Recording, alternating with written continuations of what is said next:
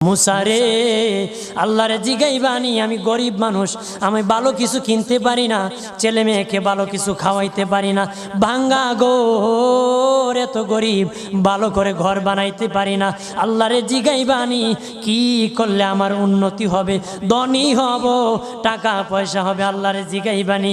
আল্লাহ মুসা নবী কই ঠিক আছে, আল্লাহরে জিগাইব তুমি কেমনে ধনী হইবা। আল্লাহ নবী মুসা নবী তিন রাস্তার মোড়ে যা দেখে একটা লোক বসে আছে, তার দুই হাত নাই, দুই পা নাই, দুই হাত নাই, দুই পা নাই।